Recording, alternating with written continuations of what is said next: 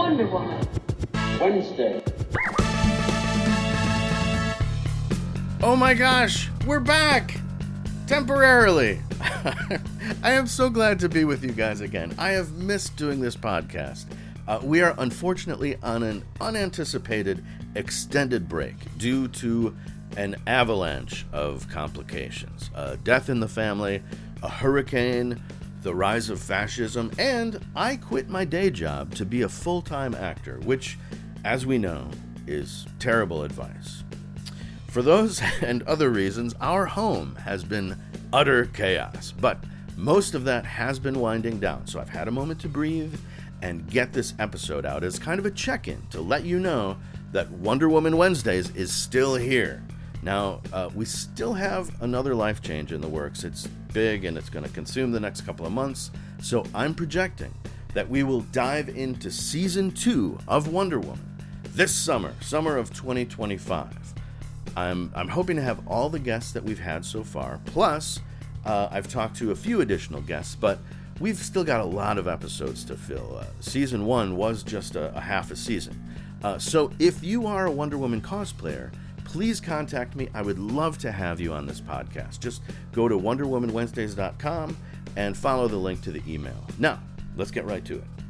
This was an experimental crossover episode that was broadcast live on Facebook last August as a Real Guys live stream, which I explain more in the episode.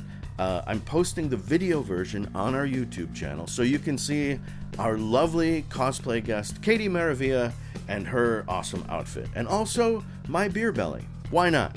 Without further ado, here are the Real Guys and Friends discussing the 2011 David E. Kelley Wonder Woman pilot that never was on Wonder Woman Wednesday. Oh my gosh, are we live? We're live. Hi, everybody. We are the Real Guys and Friends, and also Wonder Woman Wednesdays. Yay! And this is our big live event. Sorry, I've been running around like a nut trying to set all this up. What time did you get here? 2 o'clock. Okay. I don't know. You got a little frost. You got a little. It's all right. I don't. For later. I don't know if this is working audio-wise. I hope. These mics are here to pick up the recorded podcast. Yes. But I've got the phone for the live stream way over there. So hopefully you can hear us. I don't know. We're just hoping for the best. So this is Katie. Hi, Katie. Hi, Katie. Katie is our cosplayer today, and by gosh, she's sitting down in a corset. So at some point during the broadcast today, you will be leaving us to change. Yes, and coming back as Diana Prince. Diana Prince. Yes, Nice. 100%. Perfect. That's going to be cool. Also, at some point during the broadcast, we will need more beer. So maybe you can help us with that. I can do that. That is what I'm here for, really. No. You're here with your effervescent presence to enhance us with some class. That was a nice Classing word. up the joint. Very demure. So here's the deal. So this is both the Real Guys and Wonder Woman Wednesdays, the podcast. You can pull that a little closer there. Yeah. We want to hear you. Okay. And so just for the benefit of each audience that's not familiar with the other entity. Audience. Hello. I'm just going to tell you briefly what each entity is about, right? So Wonder Woman Wednesdays is a podcast that I started about a year and a half ago. Uh-huh. I talk about the classic Wonder Woman TV show with Linda Carter, and I interview a cosplayer with each show. Katie was, you, aside from my wife, you were the first person I talked to. Yes, outside the wife. Wife always first. Wife always first. That's how we do. So thank you for doing that. Mm-hmm. And so we talk about the show, and occasionally we have, like today, a special episode that's not necessarily about the Linda Carter show, but about something Wonder Woman adjacent. Wonder Woman adjacent is a good way to put that. And I will say that I am a guy who loves TV I'm not necessarily a comic book guy. I've said this many times. Yes. So when I talk about Wonder Woman, I'm talking about the different iterations of Wonder Woman on TV. Yes. Because I have rarely read the comic book. And I admit that, and that is, that's part of my deal. So, that's Wonder Woman Wednesdays. Now, the real guys, that's me and Jackie O. That's us too. We work together. We've been working together for 15 years, give or take. Somewhere around in there. Yeah, and somewhere like 2013 or 2014, we work at a TV station. I won't divulge the name. We won't divulge the location. And we work behind the scenes, but at some point in 2013 or 2014, we were asked to do a movie review segment for one of our live shows.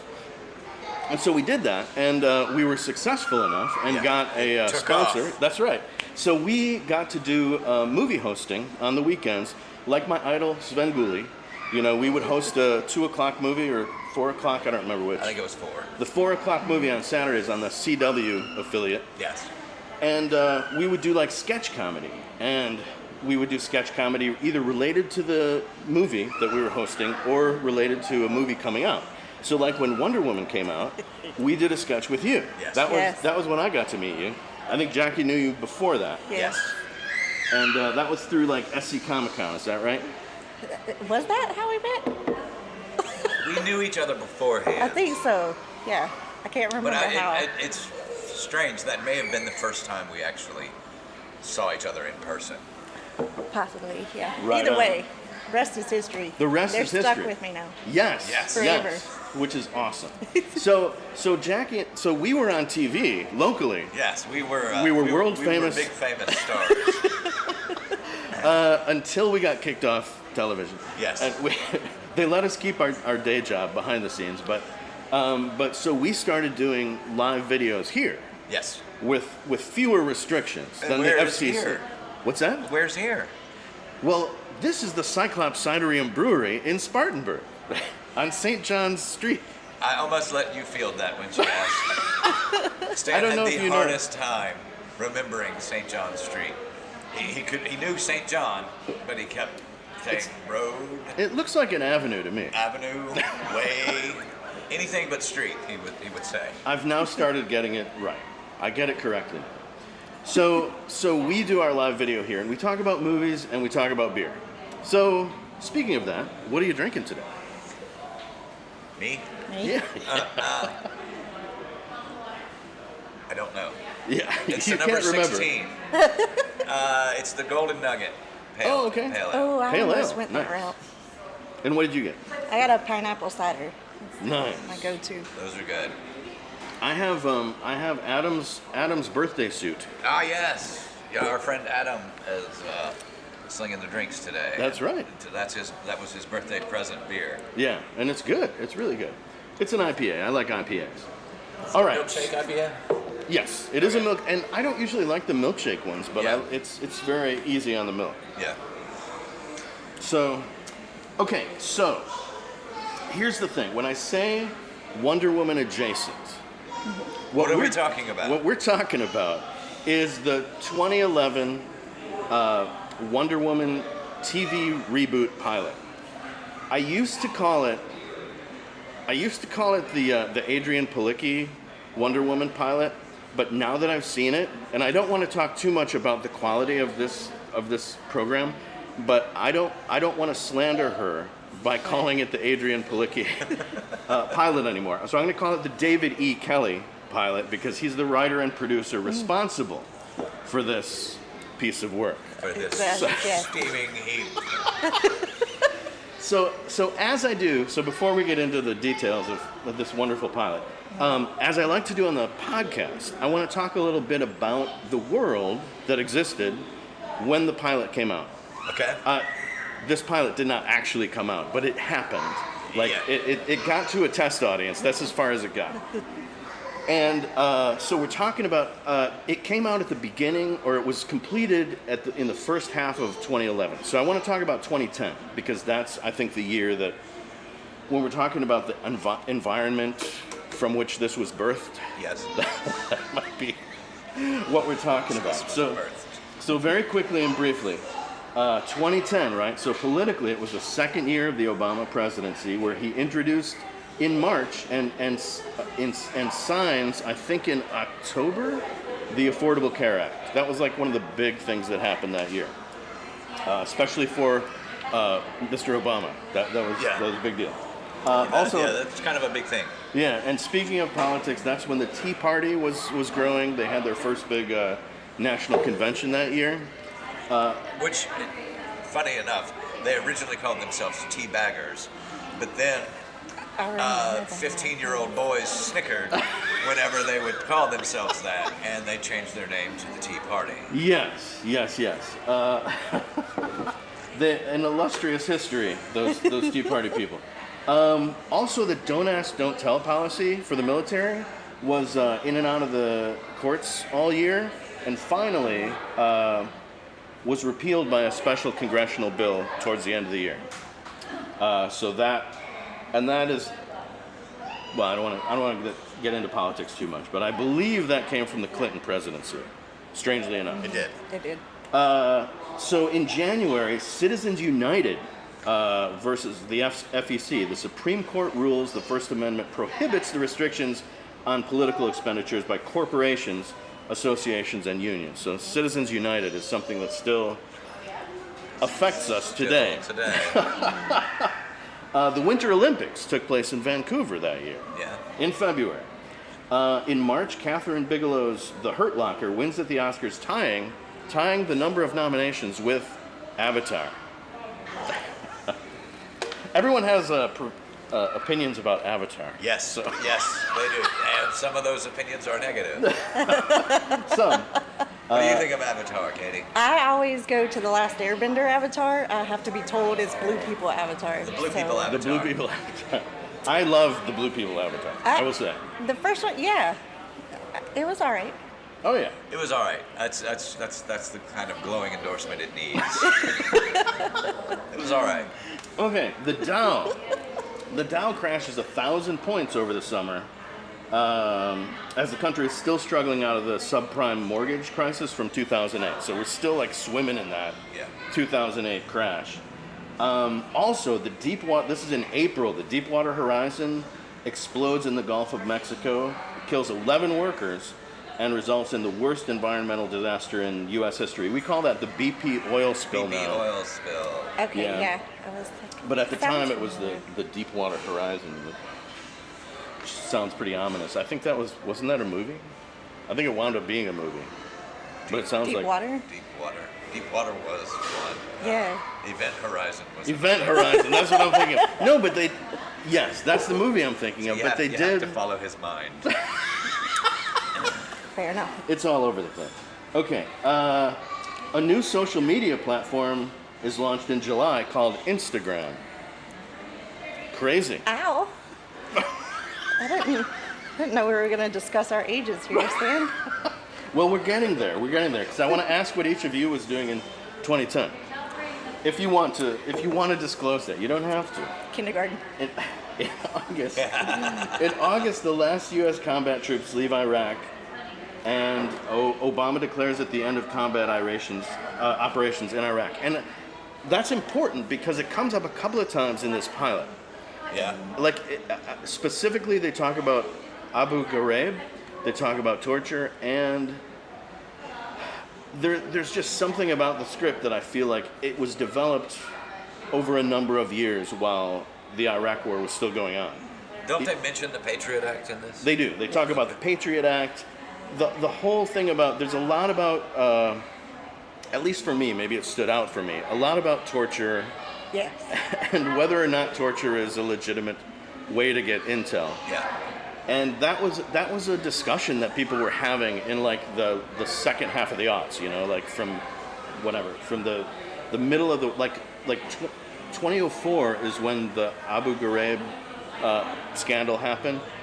And from then on, the devil himself, Dick Cheney, was talking about the value of torture as a means to get intel. Effective means of.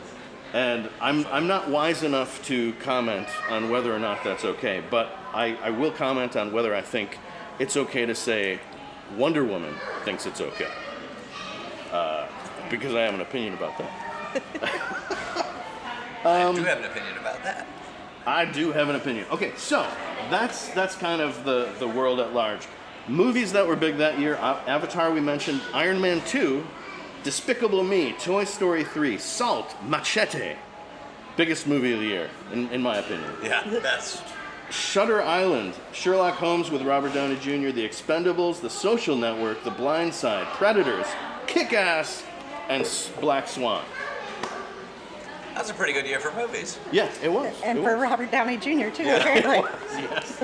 A very good year for him. It was a profitable year for young. In TV, reality TV was really big that year. Yes, unfortunately. American Idol was the #1 show. Also, Dancing with the Stars was #2. Yes. My favorite. You got NCIS, The Mentalist, Body of Proof, Criminal Minds, lots of procedurals, right? The Good Wife, CSI, The Big Bang Theory, Blue Bloods, 2.5 Men, The Voice, Hawaii Five-0, Desperate Housewives, Grey's Anatomy, Survivor, Harry's Law, CSI Miami, Castle, Undercover Boss, Modern Family, The Bachelor, Bones, and Mike and Molly. Now, as part of... What did you think of, what is that? Castle. Oh, I loved it. Yeah. I mean, I will admit that I gave up watching it somewhere in season 2 or 3. Yeah.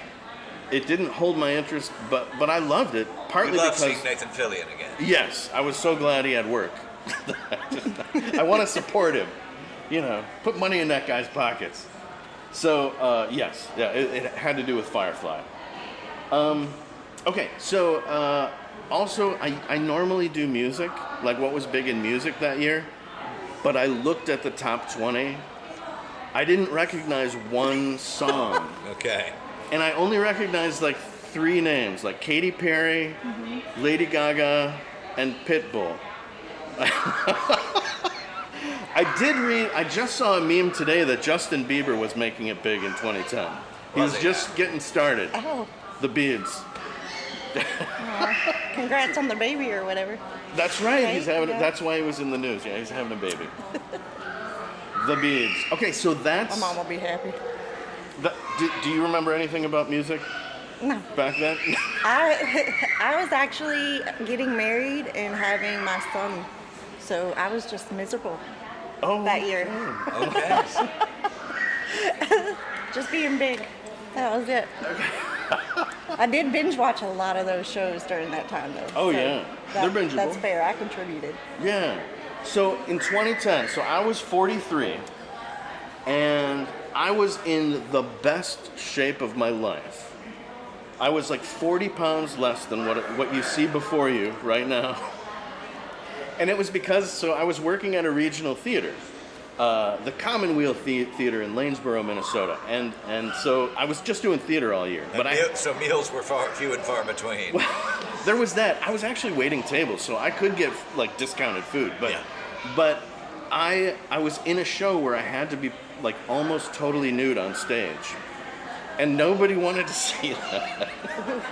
So I panicked and just like worked my ass off. Like I became a runner. I was running that year, all year. And so like I said, 40 pounds less. I was absolutely the healthiest I've ever been. Even when I was in my 20s, I was smoking and not really exercising. So anyway, that was a good year for me. It was inspiring to look at that and also depressing. So I want to start working out again. How about you, Jackie O? I have no idea what I was doing. It's all a blur. It is. Yeah, I got nothing. Okay. Do you know how old you were? Or do you want to say? Let's see. In 2010, It was 14 years ago. I would have Math been 36. Nice. That's a good year. Yeah, That's also a good year for nothing remarkable to happen. yeah. I was taking care of that for you, Jackie. And you were in kindergarten. Yes. Okay. I was actually getting married to my son's father, and then shortly after having my son. So All right. it was the year of me and the couch. You for and the sure. couch. Nice. Yeah. Okay, so speaking of the couch, That's kind of every year for Stan. that is every year. Me and the couch. Whenever, any chance I get, oh my gosh, I have the best couch and the best TV. I'm so happy. It's been a lifelong dream fulfilled. Thanks to Costco.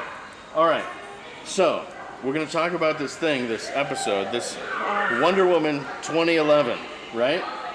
Okay, so here's a brief timeline. So in October 2010, Warner Brothers and David E. Kelley pitched the pilot to all the networks. Nobody wanted it. And then eventually in January, they talked NBC into it. Okay. And they immediately get Adrian Palicki, which makes me think that he had his eye on her right away. Yeah.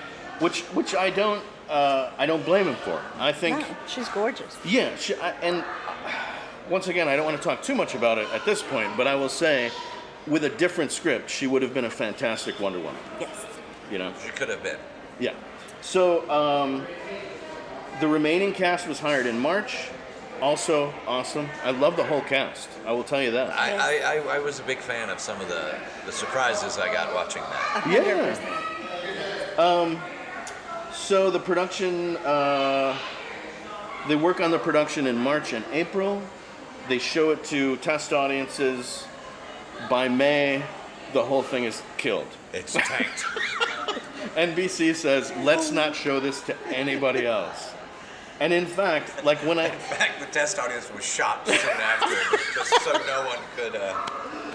So that you put our lives in danger here, Stan. Yeah, and I will say I want to thank the person that made this available to me, but I won't disclose the name for legal reasons because Warner Brothers really wants this not to be seen by Go anybody. away, as they should. Like periodically, it's been available on YouTube, but I tried to upload it to a private YouTube channel so you guys could watch it, and immediately it was like you can't forget Cannot it. post this. Warner Brothers told us no, so I had no idea this was even a thing until you told us about it. I've heard no. about it periodically, and I've seen the picture of Adrian Palicki, and the first bunch of times I saw that, I thought it was like a cosplay or something. Same. Yeah. And then somebody said, no, they did a whole pilot. And I'm like, really? And They left out the cop cars, though. no cop cars, but they had the plane. Like, they had the jet there. I couldn't believe it. Yeah, I know. They had the strangest insert commentary. You know, like they showed a street from above and it said, "Add police cars." Yeah. So they didn't want to spend too much on effects for this. So what we saw was a completed, like, acting wise and to some degree, some of the practical effects were there, but no special effects. So like if they were going to put, like, let's say her plane was flying through the air, and they wanted to add effects to put like a trail behind it or something, or some flashing lights or whatever, they would have a little code in the bottom of the screen, and then sometimes they would put an actual description like add police cars, Yeah. or in one scene they said darken pants, because she's walking away with these blue shiny leather pants, and they're like darken those pants. Darken those pants. So it was. I mean, it had music and it had sound effects. So it was weirdly complete, but you could tell that there were certain things that weren't there, and it was all visual effects.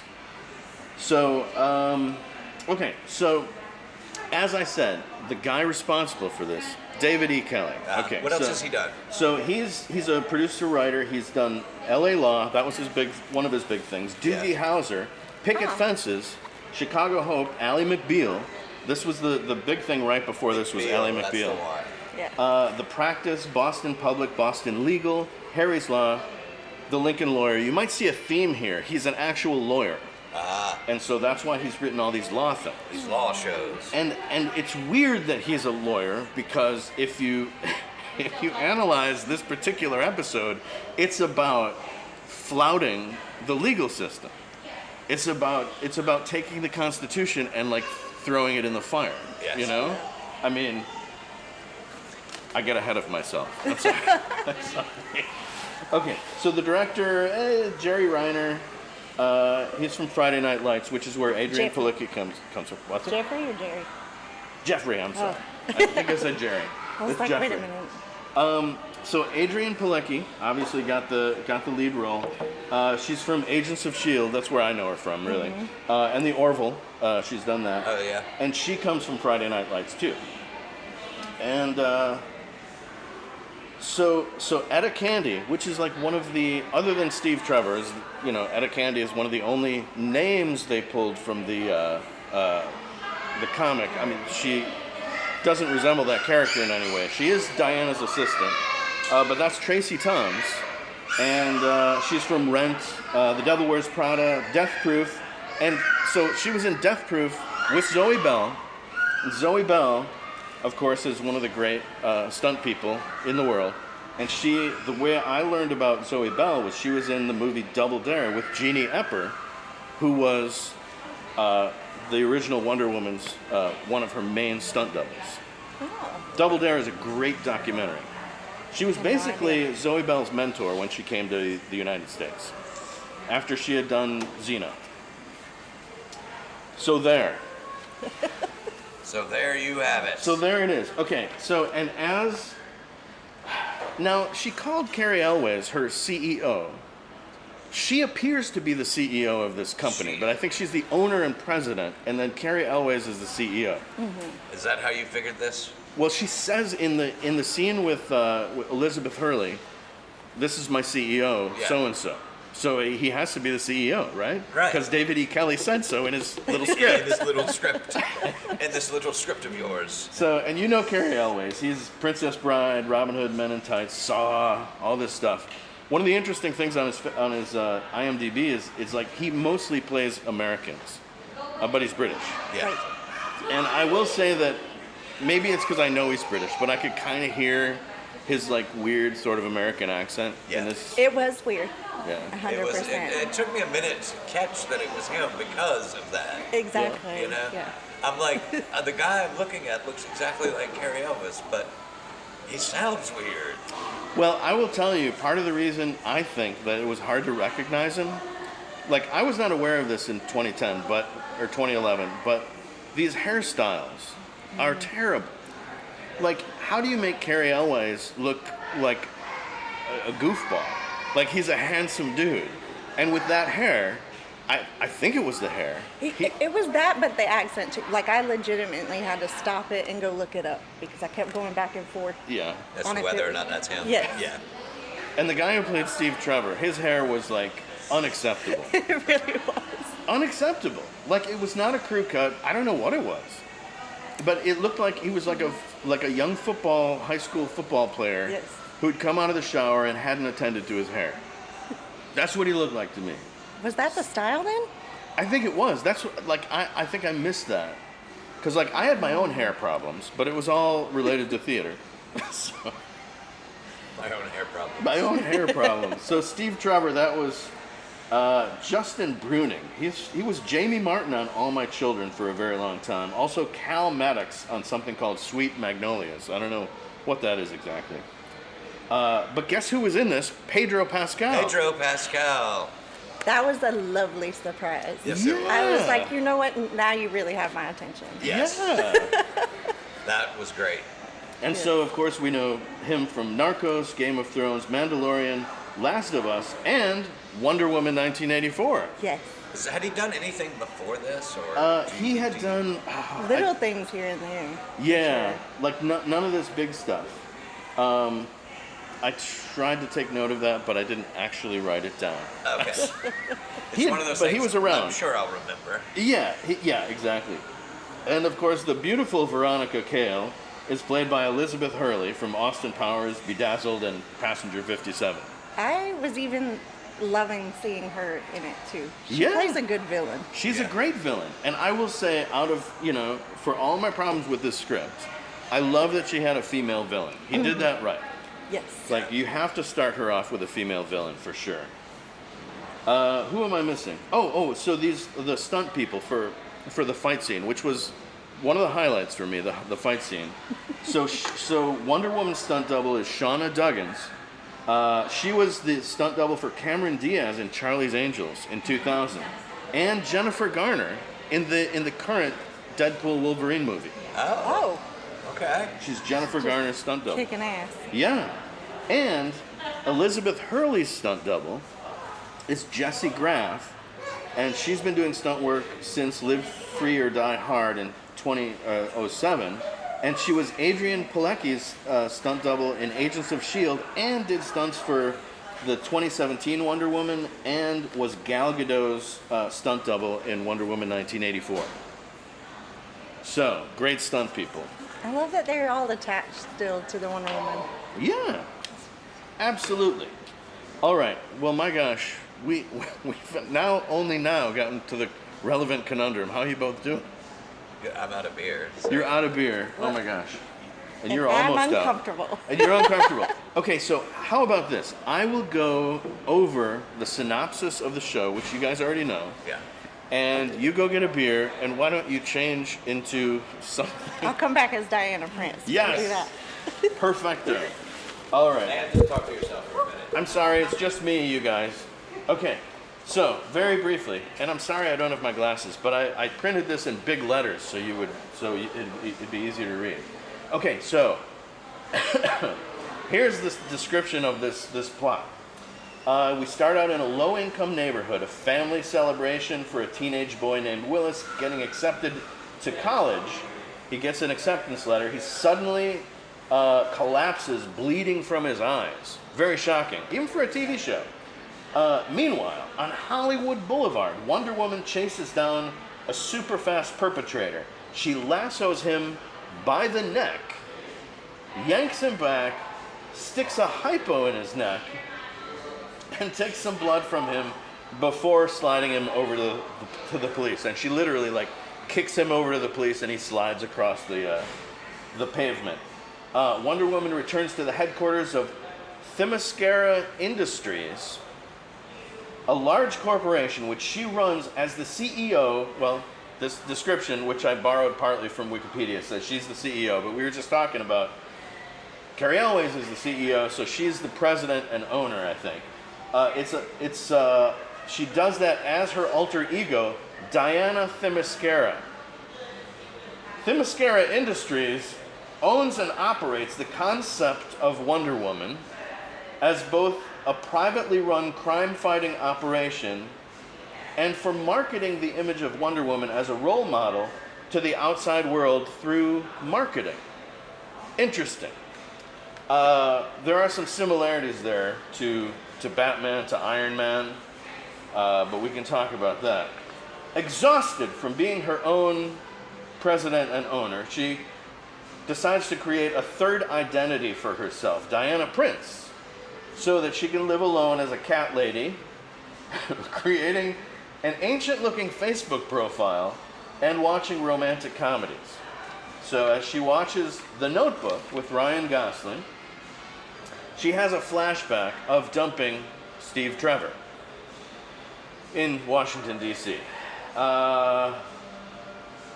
So back at Themyscira Industries, after a visit from the mother of the hospitalized boy from the opening scene, his name is Willis, Diana holds a press conference calling out evil businesswoman Veronica Cale. She owns a pharmaceutical company for distributing an illegal performance-enhancing drug that gives users like high school football players superhuman strength, endurance, but can also cause death after repeated use. So Veronica Cale visits and confronts Diana in person to intimidate her and threaten legal action. As Diana has no evidence, she may succeed. This threat is underscored by a visit from a congressman that Cale has in her pocket. He's played by Edward Herrmann, who I didn't talk about, but he's from Lost Boys, and he had a great role in MASH. He played a doctor who freaks out. I think it's called Heal Thyself, Dr. Heal Thyself, or something like that. Anyway, and he threatens her with criminal investigation for being a vigilante with no oversight. Later, the college-bound teenager Willis dies from drug complications, and Diana is galvanized to confront Cale as Wonder Woman, but she doesn't know how to catch her. So she visits the super soldier she put in the hospital, yes? I'm just waving. Oh, Hi. Jackie O is back. I'm back. She visits the super soldier she put in the hospital, but he's under guard. The police lieutenant and ally, Pedro Pascal, at first warns her to stay away, but she convinces him to let her, why is there a blank page here? To let her into the super soldier's room, where she brutally tortures information out of him. Does she, though? Well, she threatens to break his arm, and then the camera goes out to the hallway, and then the guy screams at the top of his lungs. Yes. So, and then they show her talking nonchalantly with Pedro Pascal, and she's got all the info. Right. So, she did something horrible. One with, but I mean, she has the lasso of truth. But she didn't use it. Why? Well, because I think because like in this show, they I'm good, thank you. In this show, they didn't have that particular. She didn't use that power. Like she never used it. She caught him with it. She caught him with it, But- and she put it like on his chest. Like I thought she was going to use it, right? Like Because as I mean, a it was lasso like of truth. glowing or some shit, right? It's glowing when she uses it sometimes. Like that's like the missing special effects. Right. We don't know when it's glowing. but then she like threatens to break his arm, and then the camera goes outside. outside, and we hear him scream. Like, what am I supposed to think? Yeah. I think she broke his arm. I mean, he's in a hospital. He'll get it fixed. Yeah, I mean, they do that there. So, I mean, I guess since we weren't there, we don't know what happened. But she got the intel, right? She got it from him. So now she knows where the lab is and where Veronica Cale is creating these super soldiers. And Lieutenant Pascal agrees that once she breaks in there, and I'm condensing this a little bit. Lieutenant Pascal, I like that. I'm sorry, I couldn't remember his name. Couldn't remember his name. It's going to be, once Wonder Woman enters, it's going to be a crime scene, so he can go in without a warrant. So he's all in on this forget the Constitution stuff, you know. He does kind of just say, you can't do this, you can't do this. Okay, maybe you can. Exactly. All right, so Wonder Woman arrives at Cale's facilities, defeats all of her superpowered henchmen, killing some of them, which is a new thing for. I meant to ask you, like, what is your background with Wonder Woman? How much do you know about the TV Wonder Woman? Not as much as you. Okay, like what I would say is anybody who's familiar with the Linda Carter Wonder Woman, for She's sure, not a killer. She would never She would do anything to avoid killing somebody, and certainly wouldn't torture them. Yes. So, but like in this fight, I don't know. So Jackie O's like version of the pilot froze with 10 minutes left. somewhere, but yeah, and it was right before this great fight. Yes. But she whips a pipe down the hall and impales this dude. I caught that. That little bit played. Yes. So, like, that was ruthless, and it kind of didn't have to happen. I mean, it was also, you know, as a fan of action television, that was also, like, a cool kill. But it was, like, it shouldn't have been by Diana Prince, or, well, Right. Wonder Woman. Here's Diana Prince. Speaking How's of. it going? Yeah. There was somebody Love here her. that looked just like you a moment ago. So I bet I'm- she was pretty. Oh, she was. Beautiful. So I'm still struggling through this synopsis, right? Okay, so there's the fight. She kills people. She confronts Cale. Cale threatens to release security footage of the Wonder Woman killing henchmen, but Wonder Woman responds by pulling Cale down with her lasso and throwing her against the wall. Like that's her way of negotiating. So Reasonable. Wonder Woman, with the cops joining her, finds the lab, finds the deformed test subjects, and you know they're victims of this super soldier test. Were they deformed? Well, she says in the show many of the subjects were deformed. Like that's the intel that she got from the guy Okay. in the hospital whose arm she probably broke. Whose arm, we're not sure, because she put the lasso of truth on him But didn't and then apparently broke his arm to get information out of him. yeah. I feel like that's a legitimate means. So she says they're deformed, and then she goes through there, and they have like makeup on that makes them look like, you know, one guy's got like a giant head, and you know, so Okay, yeah, that's I fair. think that's probably one of the places where they were going to add visual effects, Add maybe. more effects. But I didn't notice like if there was a code in the screen. So Diana returns to Themyscira Industries, where she's applauded for her heroism. And I know they were going to fix all this, but they used the same "We love you, Wonder Woman," like from the first scene, like that same crowd chant, which was like weirdly out of place in the second one, because like she just killed a bunch of people and like broke the law like 10 different ways, and then she comes in and everyone applauds, "We love you, Wonder Woman." It's weird. So That's weird, man.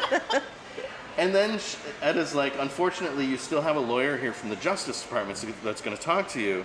And so she goes to her office, and it's Steve Trevor, who is now the lawyer from the Justice Department. And he, in the spirit of the whole show, decides to throw away any ethics that he has, and any job he's supposed to do. And he's like, "Well, I'll just write down that you did what you needed to do," or whatever, He's like, whatever. Like, he's supposed to be there investigating her. And he's got some good evidence that she's broken the law, violated constitutional rights of every single person that she's had a run-in with. Anyway, but she's his ex-girlfriend, so he's going to be nice about it. He's going to be nice to her. But also, big surprise, Steve Trevor's now married. That's a complication. Unless you're David E. Kelly's Wonder Woman, who has no ethics. So that shouldn't be a problem. Oh, no. So anyway, and then so Diana becomes sad and goes home to her cat, the end.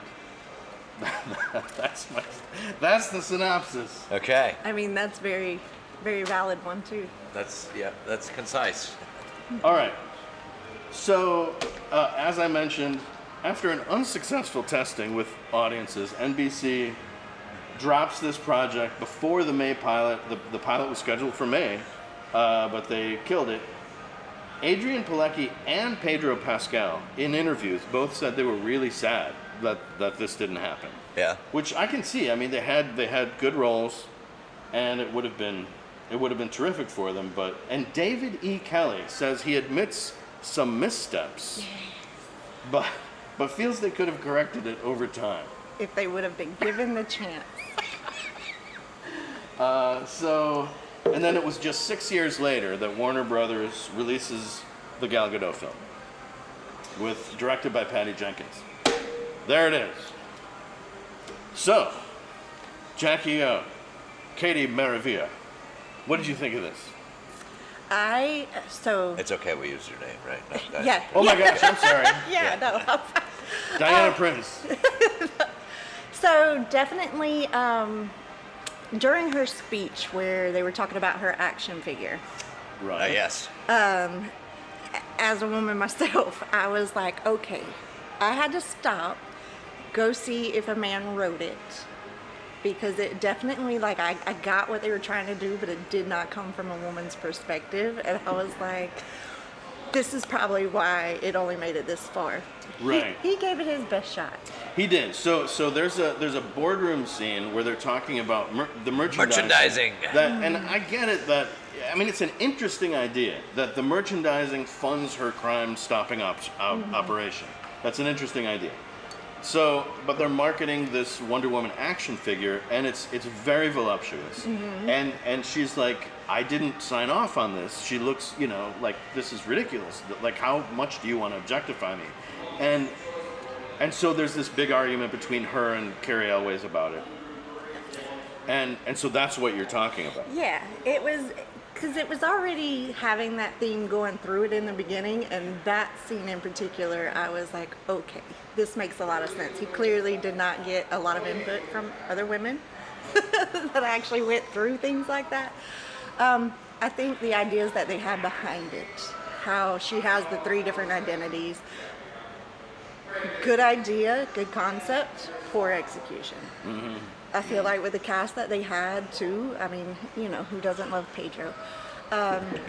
Definitely could have pulled through, but the writing just was not there for it. The writing sucked. That's all there is to it. Absolutely. Yes, I absolutely agree, and I had the same feeling during that speech. Like, I felt like she has something to say here, but she's not saying it. Like, he's not giving her the words to to express what the problem is here. Right. And then, weirdly, at the end of her speech, She says she has perfect. she says she has perfect teeth. But before that, Yeah. Tracy Toms, like she finally gets upset and says something about her tits, you know, like and Tracy Toms looks up at her and says, "Wonder Woman is not vulgar." And then Adrian Palicki goes, "Yes, Wonder Woman is not vulgar." Like she's a robot. Like she has to be programmed by Tracy Toms to understand how Wonder Woman would behave. It's so weird. Like why is her assistant telling her how to respond? Like The speech definitely went in the wrong direction. It was, like I said, I had to stop and go, okay, this was not written by a woman, because even as a cosplayer, I get stuff that is said to me along those lines, to where I'm like, I'm trying to be this character, and of course, I'm also in that boat of, being heavy up top. So to actually get pissed off, I don't think it was properly conveyed during that speech. yeah. It was very much a borderline, but you could tell whoever wrote it didn't actually ever experience anything like that. So to have that, and then an actress who probably herself has felt that way, truly, it didn't convey what it needed to convey, for sure. Right on. Okay. Let me just go over some notes here. Unless you had something to add, Jackie. No. It's funny y'all brought up that scene, because that was one that stuck out to me a lot. Yeah. Because it's very boys-esque in that they're marketing her Right. as a doll. The Boys, yeah, that's a great example. Because, The Boys is all about corporate superheroes. Yeah. And Yeah. that's kind of like the direction it looked like they were going with that. So I've got just some overall good and bad, because I wanted to point out some of the good stuff. Yeah. But Pedro. some of the Pedro. Pedro, Yes. of course. I'm kidding. Say, go And ahead. not enough Pedro, really. Not enough. Like not No. enough at all. Like he had 2 scenes. So Wonder Woman tortures and kills people. That's at the top of my list as bad. As bad. This is in the bad column. It just shows that David E. Kelly didn't understand the character. Nah. And I guess, I could forgive that. Like, I could forgive going in a different direction if there was some consistency with who she seemed to be. But there was that speech, and then, in the next scene, she's telling the guard that she's trying to sweet talk, what do you think of my form-fitting costume? Right. Like, that's not something somebody who just got upset would say, I don't think. Of Right, being no. objectified. Sorry. Yeah. Testing, 1, 2. Hello. Pedro helps her get around the need for a warrant. Steve is specifically there to investigate. Wonder Woman lets it slide. His hair is terrible. The corporate worship is a weird plot device. And this is, I do think we've gotten to a place now where, The Boys is, really astute commentary Yeah. on our relationship with lot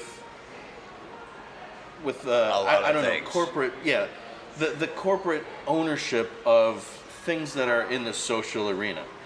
But I don't think we had that kind of sensibility back then. Back then, I think it was more about this weird sort of worship of corporate America. We just had this reverence for corporate America that I think was misplaced. And there was also, I don't know if I can articulate this well, but around that time, so Buffy the Vampire Slayer was done, but Joss Whedon had something called The Dollhouse. I remember Dollhouse. Yeah, it only lasted 1 season, and it was sort of the culmination of his, and I can say this in retrospect, because I was a big Joss Whedon fan, I'll tell you, but I understand some of the issues in hindsight, that his brand of feminism isn't really necessarily feminism. It's more like fetishism. Dollhouse, I could definitely say was. Well, Dollhouse was the most problematic example of that because the women were both powerful and absolutely objectified Yeah. in that show. And so it was kind of the height of this faux feminism where you wanted to have like girl power and positive women, but also or powerful women, I should say, but also there was this problem with still fetishizing them without understanding them, and like that was sort of all over the place. That's my remembrance of it and my perception of it, and maybe I'm totally wrong. I don't know. I never watched it. You never watched Dollhouse? No. Is it Elijah Dushku? Yeah. It was a good show. It was well done, it was well written, but the premise of it was so basically flawed. If you really looked at it from a feminist perspective, like it was absolutely objectification. Like Yeah. it was the definition of objectification. And yet seemed like a girl power thing. Anyway, I digress. Also, do not ever give cameos to Nancy Grace and Dr. Phil. Ever. I laughed so Dude, hard. Dr. Phil. So hard. But you know, Nancy Grace was hot then, though, right? Like She Yeah. was like Not- She was super popular. Yeah. There you go. But I've always hated her. Yes. And so, I will just say. And then they hit us with Dr. Phil soon after, and I was like, oh, we got everybody. Got him the all. whole so like at the beginning, after she like lassos this guy and yanks him by the neck, there's this whole sort of montage of commentators on television, and that's where we get Nancy Grace and Dr. Phil and all these other people, and somebody, so there's one that's very prominent that's funny, and she says she lassos him and pulls him in like a trout, and that's kind of funny. But one I missed the first time, and I heard it the second time. They said she hopefully I wrote it down. Her lasso shoots out as she Abu Ghraib's her quarry.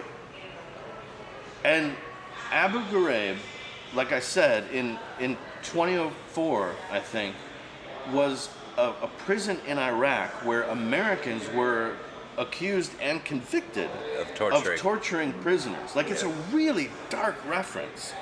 And it's meant to evoke this, this whole theme that I see in here where there's torture and like, skirting around the law to get the intel that you want, or to get the end. The end justifies the means. That's basically it. But that's a really dark reference to just throw in there in a news montage. In a little news montage. Right. Just sneak it in there real quick. No big deal. So that's enough badness. Let me just tell you, the jet. I thought the jet was the coolest thing ever. Okay, so I was excited about the jet. Okay. However, I hope that was something that they were going to kind of fix too. They probably were, actually, because Like with there was a more little of an code. opaque, yeah. Well, I never thought about that, but like that very well could be what the little code was about. Was that they were going to make it invisible, Yeah. and just but like have all that. The cool thing about the jet was that it was so small. Yes, I was glad it wasn't like some huge thing, or they just had her sitting like Mermaid Man, or what is it, Merman from SpongeBob? Like nothing like her just sitting there. So I was super excited to see the jet the way it was done. Yeah.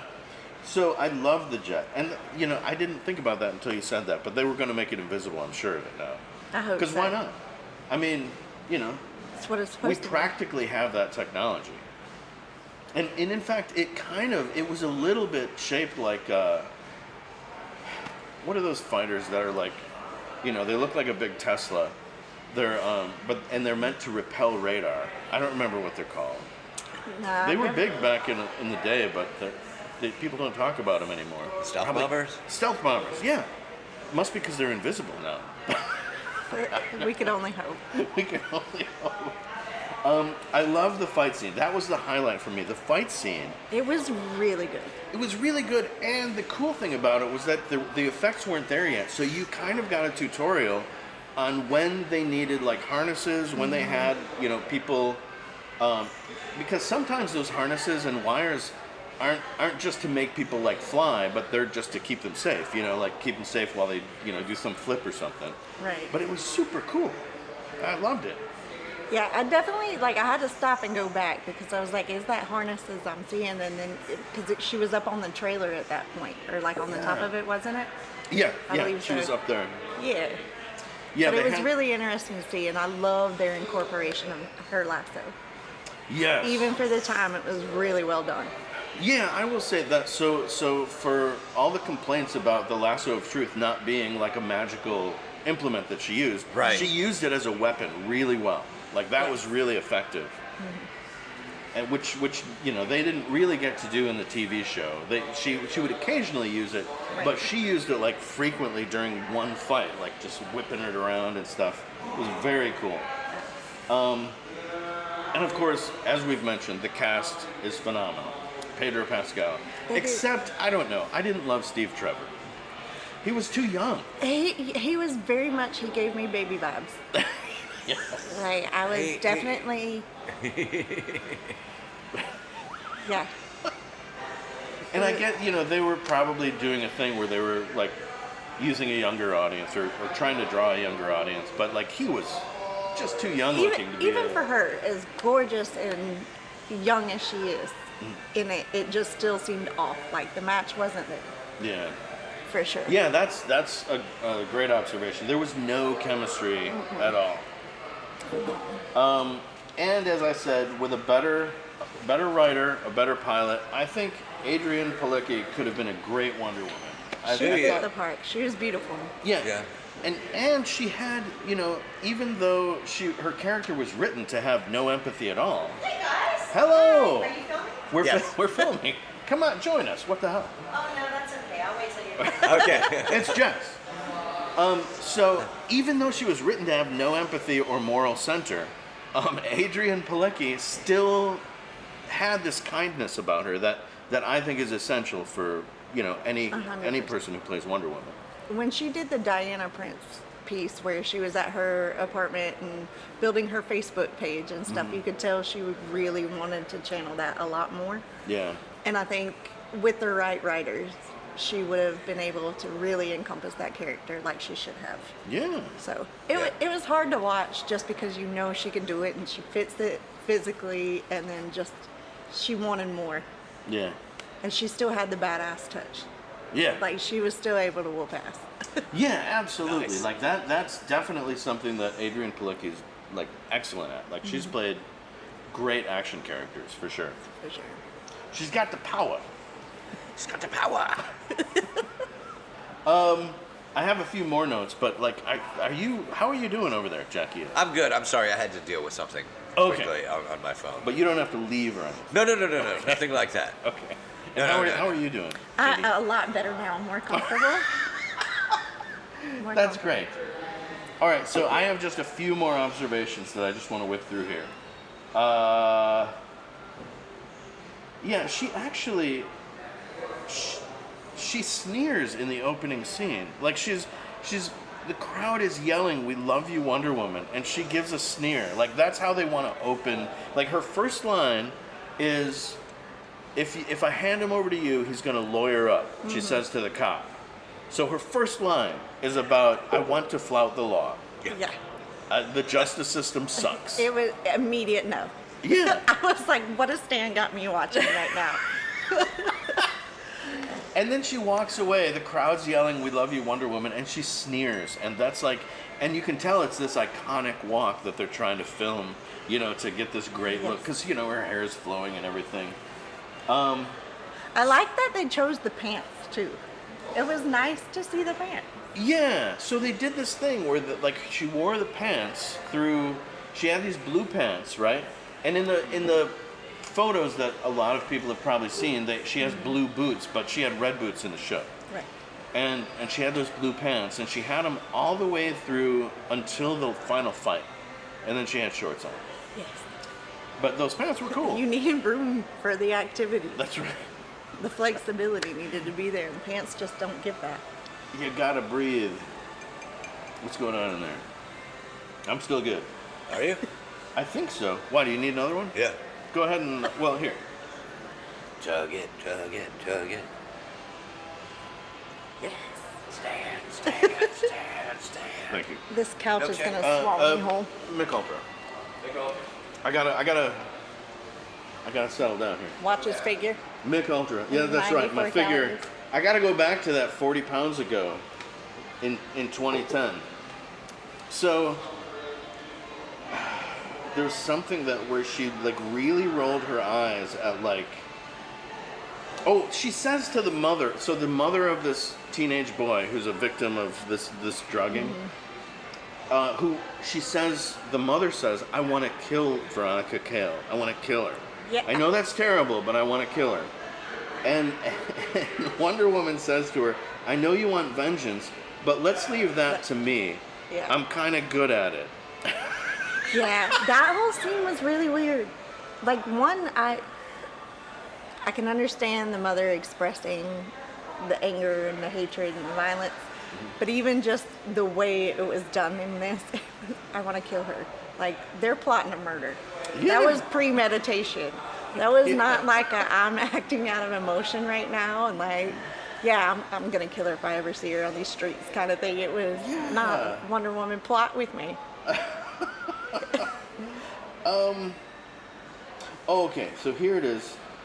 It's towards the end where Elizabeth Hurley says, you are about to meet your equal, Wonder Woman, the American criminal justice system. And Wonder Woman literally rolls her eyes.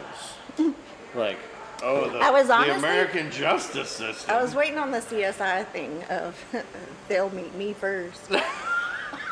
like, that's the vibe it gave, for sure. So anyway, I think those are all my notes. All the important ones anyway. So I will say, I'm going to say publicly, there's no need for you to see this pilot. There's no I'm going to need. disagree. You should absolutely watch it. Because if I had to, you should. If she had to do it, you people need to like, step up. I mean, if nothing else, Put in the just to see, sacrifice. just to see Pedro and even Carrie, like, Pedro and Carrie Elwes, in spite of, I didn't really notice Pedro's hair. I know that Carrie Elwes' hair was terrible. Pedro doesn't have his mustache, which threw me off for a second. I, know, was it's like, oh, weird. look at baby Pedro. Yes, But it was a solid cast, though. It really was a solid absolutely cast. a great cast for sure. The writing was definitely the downfall. Yeah. David E. Kelly, you have some splaining to do. That's all I What have to say. mistakes do you think you should have fixed? Because we have a list. That's right. All right. So, thanks for joining us. Of course, you know I love hanging out with you guys. Yeah, and we're going to do another Wonder Woman Wednesday soon. I'm starting up the second season. Very I'm soon. super excited for you. Although I don't know. I might take a break. I was going to go right into it. But I looked at my my Apple podcast reviews. Mm-hmm. There are only 2, and they both hate me. What? Why? I don't know. I think that's just what people do with reviews. Well, yeah, I mean, you're never really gonna, even with just like businesses, this is something I do in my actual job where I have to explain while I'm training people. Yeah. You know, people go to the internet faster to complain than they will to praise. That's crazy. So definitely keep that in mind. I think it's Okay. fantastic. Well, thank you. Thank you very much. Oh, thank you, Jackie. Yes. So I'm going to say, if you Wonder Woman listeners, Wonder Woman Wednesday listeners, like my podcast and listen on Apple Podcasts, please put in a positive review. I was just telling Katie, the 2 reviews I have on my podcast are incredibly negative. Why? Well, one doesn't like it, and I totally get that. Like, if they don't like me, they don't like me. That's They don't fine. like you or they don't like the idea. They specifically don't like me, but that's okay. Like, they actually love the idea. They're like, there are so few... Don't you worry. Vengeance is for me, not for you. Well, thank you. But I don't mind somebody not liking me. But, like, the other person, said that I've admitted twice that I haven't watched the episodes that I review. Like, they made up some weird thing that's not true. You've seen them all. And I don't, well, yeah, I specifically watch, let me just say, in my own defense, I watch every episode at least twice to review it. Like, Yeah. you have to, because, like, you have to talk about all the stuff. Yeah. So I don't understand why they said that.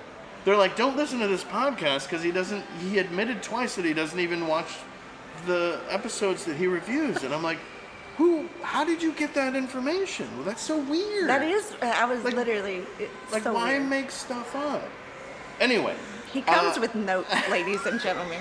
There are pages here. Pages of Look at all notes. the notes. There's I've got- stuff that I don't even remember, and I only watched it once. And there's stuff I didn't read, but I already talked too much. So anyway, if you like the podcast, hey, give a good Apple review. Give it a good Apple review. The Apple podcast. Where do we review. find that out? Well, 'Cause that is that's at- my problem. What, the Apple thing or the Yeah. actual? Well, you can go to WonderWomanWednesdays.com, and then it has a list where all the platforms are, and there's an Apple Podcast one. So you just click that, and you go to the Apple Podcast thing, and you can download a Well, we're gonna podcast. fix it. We're gonna fix it. We're gonna fix We're it. gonna fix Anyway, that. so, and by the way, it's so weird because like this is a live video, and so the next episode that Wonder Woman Wednesdays will be the interview that I did with Ellie Wood Walker, who was the first live-action Wonder Woman back in the Batman era. Really? 1967. Yeah. Yeah, I interviewed her. I had no idea. It's crazy. Yeah, she's awesome. She's been in a couple of movies and she's like really cool. And so I talked to her, and so that's the next one that's coming out. This, even though this live stream like for the real guys Yeah. happened like now, Happened today. Today? It's happening right now. It's live. this recording I will edit. I'll probably edit this part out because Good. I've All my already had too weird many gestures. beers.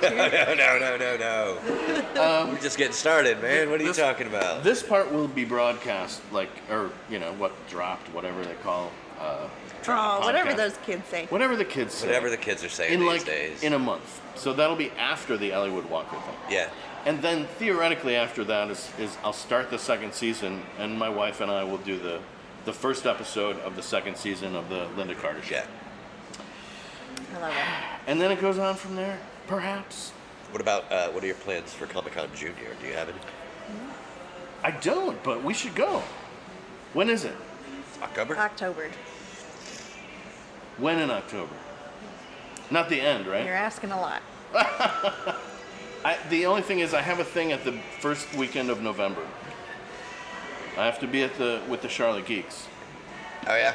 Yeah, Okay. maybe we can do a. They stopped inviting me, huh? It's October 27th.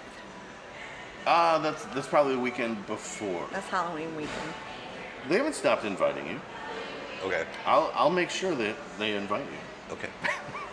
We'll do a promo for them. I told them I'd be a geeky elf. For what? I can do it for the Charlotte Geeks. They have It's a another Muggles Market convention. thing. Yeah. Yeah. Oh, it's not called the Muggles Market anymore. Anyway, you know what? I'm fading. No. Oh, should we keep going? I mean, we can keep going. I can keep going. As long as Diana Prince has cider, we can keep going. 100%. It's gonna get weird though. That's okay. That's right. It's gonna get real weird real fast. So long you're as you gonna don't be lose a Comic- shoe, You're you gonna be know. at Comic-Con Junior? I don't know yet. I'm actually going to Europe next month, so I've got to see what it looks like after that, money-wise. Wow. I check okay. finances after something like that. Yes. Yeah. For sure. Yeah. A lot of folks are going. You don't go to Dragon Con, do you? I do. I'm not going this year, but all of my superhero group in Greenville, those guys are all going. And seeing the progress on their costumes has been awesome. Yeah. I admire all of them. I could never. No. Give a shout out. Who are they? You got Sadie, Danny. Isn't there a group? There is a group, but some of them have moved on. Okay. So yes, I am a member of the SC Upstate Heroes group. We still do charity events, things like that locally. But She visits children in the hospital, for God's do. sake. Super cool. I do. It's one of the more rewarding things that I do with the Wonder Woman costumes. Yes. That's been 10 years now. Wow. Like it's been a long time. I've got to upgrade some of the things. But seeing some of my friends, the progress on their costumes, like I said, Sadie, Danny, they are killing it. Absolutely killing it. I just would never have the patience to be able to put stuff together like that. Yeah. So yeah, definitely excited to see what people bring to Dragon Con. Have you guys ever been? I used to go all the time. I went, but like back in the late aughts. Back in his ute. Yeah. Yeah, I went last year for the full time from like Thursday to that Monday. All of us got to get together for that, which was awesome. It's a lot. It's overwhelming. Yeah. Do you do Mad Monster? No, I forgot about it. I wanted to go. I'm also deathly afraid of Freddy Krueger. Okay. So, you're running into that. You're going to run into that Yeah. if you go there. Yeah. That might be a hazard for you. And that's what I hear. And then he does like to participate. The guy, Robert Englund. England, yeah. Robert Englund, yeah. I would love to meet him, but I'm also like, I can't put that. Can't separate the man. I from can't. I really can't. It's terrifying. My mom makes fun of me all the time still. Thanks, Mom.